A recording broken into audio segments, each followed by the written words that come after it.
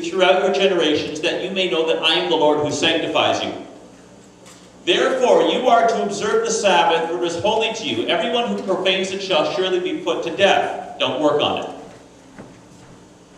For whoever does any work on it, that person shall be cut off from among his people, put to death.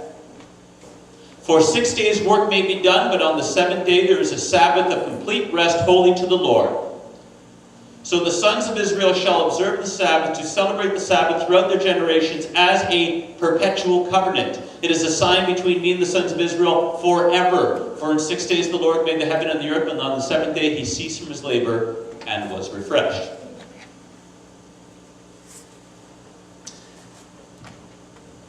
In all of God's appointed times, there are three things that you need to be aware of. There are three different reasons, well, there are many more, but there are three reasons that I'm going to explain to you today as to why we celebrate God's appointed times. The first one is that we are commemorating a significant event in history, something that God did that He wants us to remember. Okay? So, for instance, if we think of the Passover, what are we commemorating? Why do we celebrate the Passover? What's the purpose in commemorating the Passover? What did God do? He took the children of Israel out of Egypt and protected them as the angel of death passed over them. Usually there's a key in the title. Okay? So, we commemorate a significant historical event.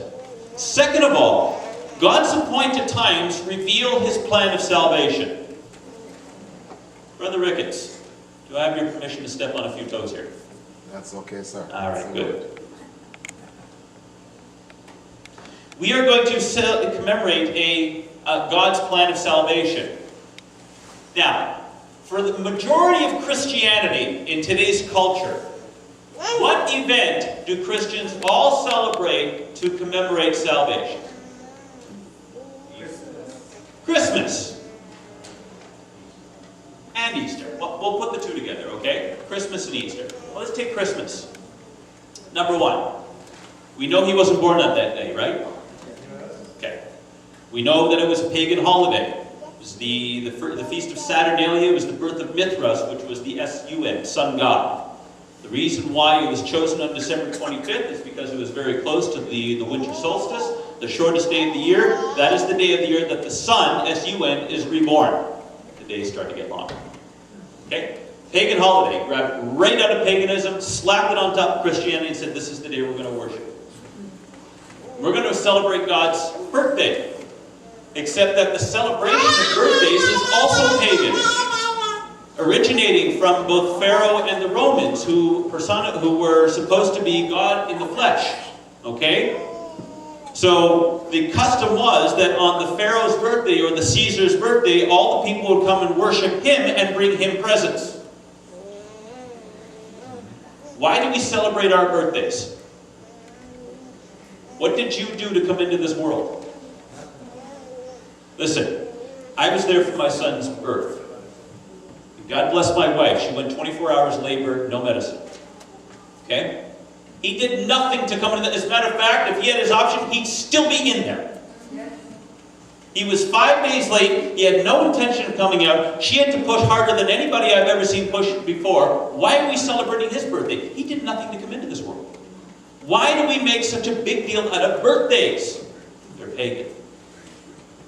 Okay? So we're celebrating God's birth, which He didn't tell us to do, on the wrong day.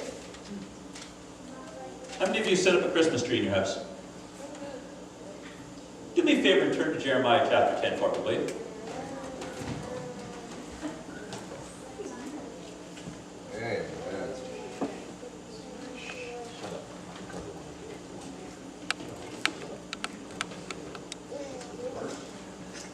Starting in verse 2, I'd say. Stand up. Belt it out. Thus says the Lord, do not learn the ways of the nations, and do not be terrified by the signs of the heavens, although the nations are terrified by them. Keep going. For the customs of the people are Okay. Illusion sound. because it is wood cut up from the forest. The work of the hands of the craftsman, which a cutting tool. They decorate it with silver and with gold. They fasten it with nails and with hammers. So it's a tree, so that it will not totter or Fall over. fall over. They, like a scarecrow in the covered field, are they, and they cannot speak. They must be carried because they cannot walk. Okay, so in essence, for all intents and purposes, it's a Christmas tree, and Jeremiah warned us 2,500 years ago, don't do this. The tradition of setting up a Christmas tree came from a 16th century German monk who watched the Druids, who worshipped the trees, do this and said, hey, that's a great idea. We need to incorporate this into our Christmas celebration. There is nothing biblical about the festival of Christmas. God didn't tell us to celebrate his birthday. It says the day of a man's death is better than his birth. Ecclesiastes chapter 7:1. It's on the wrong day. I want to talk to the ladies here for a moment. You all have appointed times, don't you? What happens if your husband misses one of your appointed times? What was that?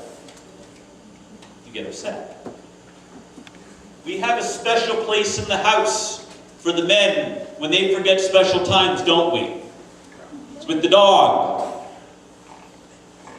We and Fido get the room for a while because we missed the anniversary or birthday or whatever. Well, how do you think God feels when we miss his appointed times? What we have done, brothers and sisters, is we have gone to God and said, your appointed times we're not going to celebrate anymore, but we're going to choose these and then we are going to expect you to bless them. That is arrogance. Would you allow your children to tell you how things are going to go? I would suggest not. My son's 2.5, and he's already got some ideas about how things ought to work. And for the next 40 years, I can pretty much tell you, we're going to have discussions about this. And as long as he's in my house, I'm going to wait. And then after he's gone, he can go do as he pleases. But he's going to have differing ideas from what I want. We are the children of God. God says, these are my appointed times. Oh no, God, those are done away with. These are the days that we're going to worship you on. And then we wonder why there's no power. Then we wonder why there's no favor. Then we wonder why there's no blessing in our worship of God. Because we're not doing things the way that he says. Despite the fact that God could have created the universe all at once, as he simply spoke things into existence, he chose to do it in a specific order with a specific pattern. There's a purpose for everything that God does. I once heard a pastor in California who, when he didn't understand the reason behind something, he said, you know, God does weird things. God does things that are not understood. He doesn't do weird things. He doesn't just arbitrarily decide to mess us up one day. We do that, people. 1 Corinthians 14:33 says, God is not a God of confusion, but of peace. Creation was ordered so that we may understand a little bit more about how God thinks. So although man was given dominion over creation and is made in the image of God, man is not the climax of creation. We are the pearl of creation. We're not the climax.